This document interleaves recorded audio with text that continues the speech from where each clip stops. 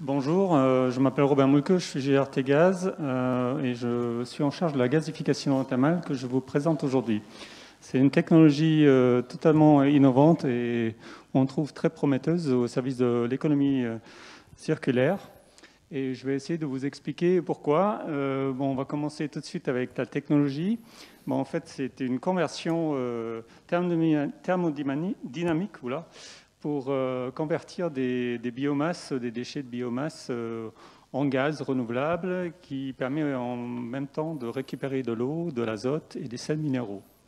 Alors tout d'abord, une petite vue sur les intrants qu'on recherche. C'est des intrants qui contiennent de l'eau, c'est indispensable, mais surtout des matières sèches en partie. Et dans la matière sèche, on cherche le carbone, parce que sans carbone, on ne peut pas faire du méthane. Et voilà, vous voyez que les résidus qu'on recherche sont de différents secteurs, agricoles, des bouts de stations d'épuration, des résidus de l'industrie agroalimentaire, mais aussi d'autres industries. On a également les digestats de sites de méthanisation qui contiennent toujours pas mal de carbone.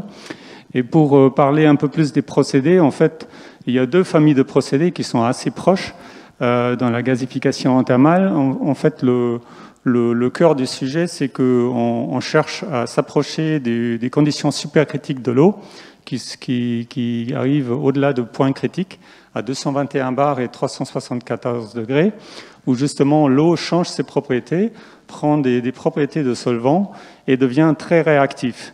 Le fait de pouvoir séparer les solides, ça nous permet d'enlever tous les sels minéraux, éventuellement la présence de métaux lourds, et on peut récupérer justement un flux qui est essentiellement composé d'eau et de carbone et un peu d'azote.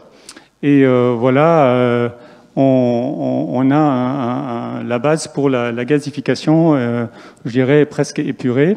Et voilà, pourquoi deux procédés? Il y en a un qui est avec catalyse intégrée et l'autre il est sans catalyse, ce qui change un peu la composition du gaz. Et je vais vous en parler juste après. Au niveau rendement énergétique, on est plutôt très élevé, entre 75 et 90%. Alors, une installation, comment ça fonctionne? Vous prenez votre déchet, liquide ou humide, et vous le concentrez ou diluez entre 15 à 20%. 20% matière sèche, c'est vraiment le haut de ce que la machine peut supporter. Vous comprimez à haute pression, au-delà de 200 bars, et dans le séparateur de sels minéraux, vous récupérez déjà tout ce qui est solide, vous le séparez du flux, et le flux restant, il rentre dans le gazifieur.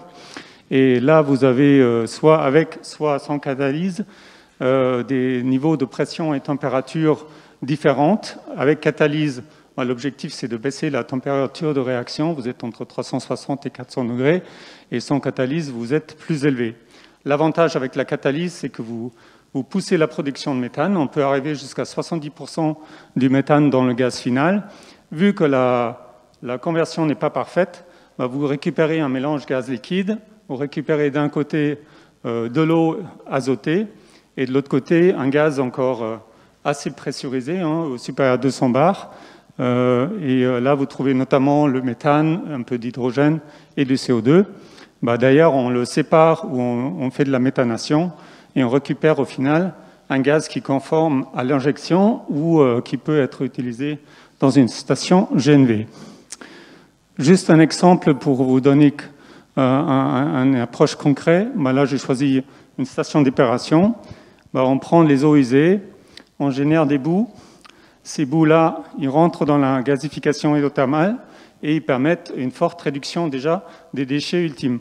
Parce qu'un des objectifs aussi de cette technologie, c'est de réduire les déchets. Et à la limite, en parfaite conversion, il ne restera plus rien parce que tout est vraiment valorisé.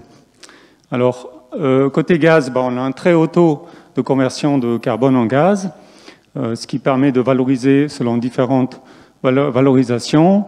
Et l'eau d'autres process qu'on récupère, il permet d'être réutilisé pour de l'irrigation, autant côté agriculture que jardin ou autres, parcs publics. Et au passage, on élimine tous les pathogènes, bactéries, microplastiques qui peuvent éventuellement se trouver dans dans l'intrant. Au niveau des métaux et métaux lourds, si on a, qu'on peut par exemple trouver dans les boues, bah, c'est l'industrie cimentière qui les récupère. Et après, les sels minéraux et l'azote, bah, vous les trouvez convertis en fertilisants et qui peuvent être utilisés dans l'agriculture ou dans les jardins monsieur et madame tout le monde ou dans les parcs publics. Voilà, et c'est fini. Et c'est fini. Eh oui, désolé. Bon, j'aurais dû vous faire un petit signe avant. Ouais, c'est bon? Pardon. Vous avez dit l'essentiel? Oui, oui, c'est bon. C'est parfait. Bah, écoutez, merci beaucoup. Désolé de cette contrainte, mais elle est la même pour tout le monde. Oui, vous pouvez me retrouver sur le stand de GRT Gaz si vous avez des questions. Vous êtes tout à fait rejoignable là-bas. On va profiter d'avoir clos cette